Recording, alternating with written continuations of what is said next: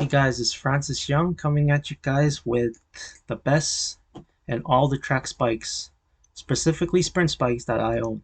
So if you know me well, you know I'm a real passionate runner. I love running, I love sprinting, I love anything to do with track and field, and track spikes is one of my specialties. So today I want to show you guys all the track spikes I own, and then I'll tell you the most durable spike that I think is the best, the most high performing spike, and my top pick out of all the track spikes. So we're gonna start off with the first brand, my first love, the brand that I think is the best brand currently, and my favorite brand I'm always loyal to is Nike.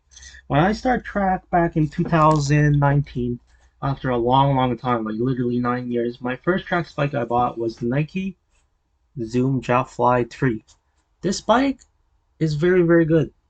It's around 80 USD, so maybe around 100 Canadian now. Now it's pretty much, it went up the price, 125 Canadian before shipping. What I like about this bike, it's the same waffle plate as the Superfly Elite 2.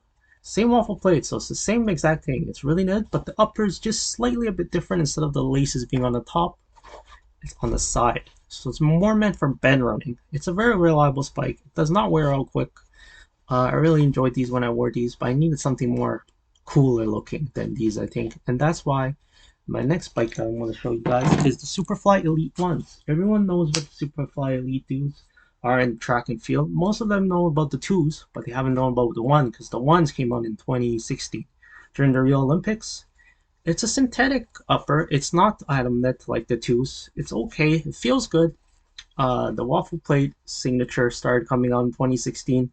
Nike started producing these plates. It's very hard, it's reliable, and it's pretty sturdy. I mean, yeah, is it durable? It's okay. If you wear it a lot, obviously it's gonna get, the Nike sign might come off, or this might start wearing out. But it's a real good, real reliable spike. Now I'm gonna show you guys my favorite Nike spike, which is the Nike Superfly Elite 2s. These came out in around 2020 summer. 2021 summer, 2020, in time for the Tokyo Olympic Games that were canceled, moved to 2021. So you can see the same waffle plate. The only differences between it, it's hard. The plate is more rigid. The synthetic upper is atom knit, so it's basically a special type of fly knit made to hold your foot in place. And this is my favorite spike of all time. I just love the look. I love any colorway. I have like 8 pairs of these. This is my favorite spike to go to. Next, we're going to go through, obviously, the most common high-performing spike that a lot of sprinters are trying to get their hands on, which is the Nike Max Fly Proto. What the Nike Max Fly Proto is, it has a carbon fiber plate, it has carbon fiber foam, and it has 2 airbags on each side of the shoe, so you're really bouncing when you're running. How I feel about this bike is it's probably the best performing bike, but you feel bouncy. You don't feel like you're having a lot of force, but it's bouncy, which is meant to keep your form when you're running the last 30 to 40 meters of a 100-meter race. Your knees will be high. Once your form starts breaking ground, this will keep you in your form. And I've seen a lot of sprinter runs PBs in these. These are probably the most performing spikes I could agree on, and a lot of sprinters love these. So this is the best one if you want Nike, or quite possibly the best, most performing spike of all the brands. Next, I'm going to show you guys a brand that, if you want to be balling low on a budget, you guys really have no, like, don't want to spend more than $50, I recommend the Nike Under Armour Sprint Form tools. My mom got these for basically around $16 because they were on sale at Macy's or Marshall's. Very good. Uh, these spikes aren't really good, durable. As you can see, I had a friend whose the whole heel came off up to here. It's not really durable. If you keep running on your heels, you're gonna break it. It's not comfortable. It's too hard.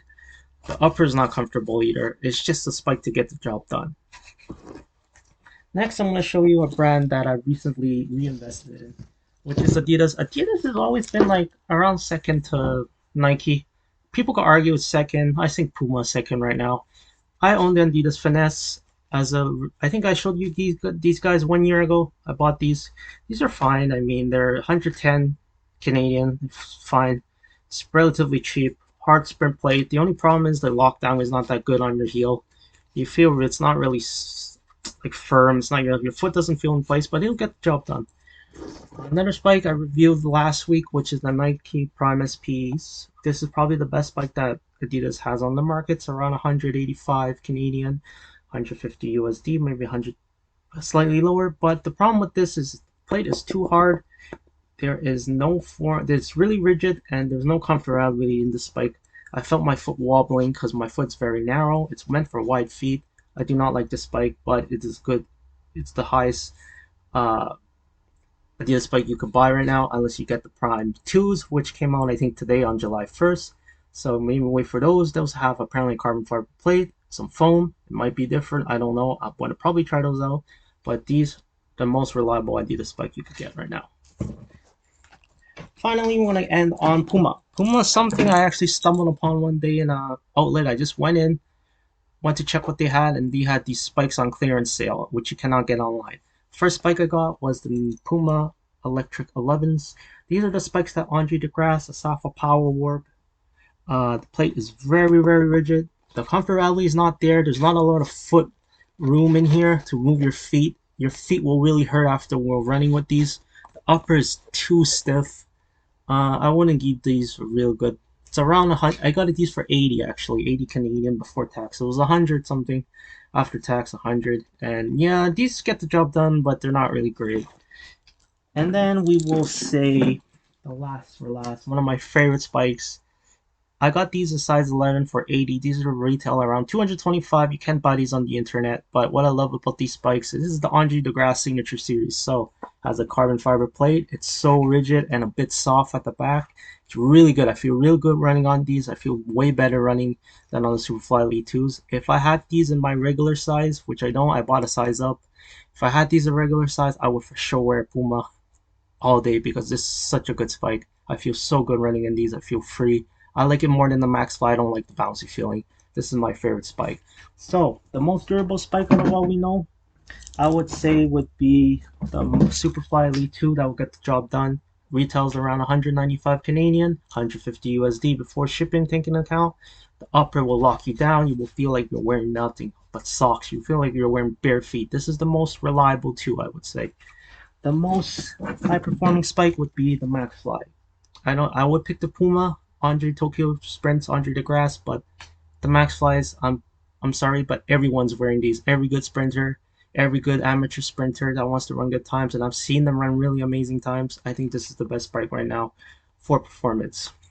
My honorable pick, you know already, Andre DeGrasse bikes, the Puma Tokyo Sprint series. This is the best bike I think you could get on the market. If you could get these 100 under 100 out of Puma outlet, it'd be amazing. You're gonna feel really good in these. This is underrated. I don't care what anyone says. No bias to Nike or anything. No bias to any other. But after trying them all, I think this is the best one. In the future, I want to try the New Balance fuel cells short distance. I can't get my hands on those. They're gonna cost like at least 500 if I buy from Go. I don't want to buy from there because shipping prices are horrible. You have to bid. It's terrible. I'm gonna try and get a pair eventually, but we'll see where I get the pair on because I really want to try New Balance. I think it's something that's worth trying. I really like Trayvon Bromell. I really like those New Balance bikes, New Balance sprinters, runners, long distance runners. I'm a huge fan of track. So I hope you guys enjoyed this video. Rate, comment, subscribe. I'll see you guys around. Next video will probably be a top 5 running shoes of what I own currently. We have the Alpha Fly, we have the Vaporfly, I have the Boston 10s. It might be an only Nike video because I have so many Nike running shoes. I have Puma running shoes. It's freaking cool, but I'll see you guys later. Thank you.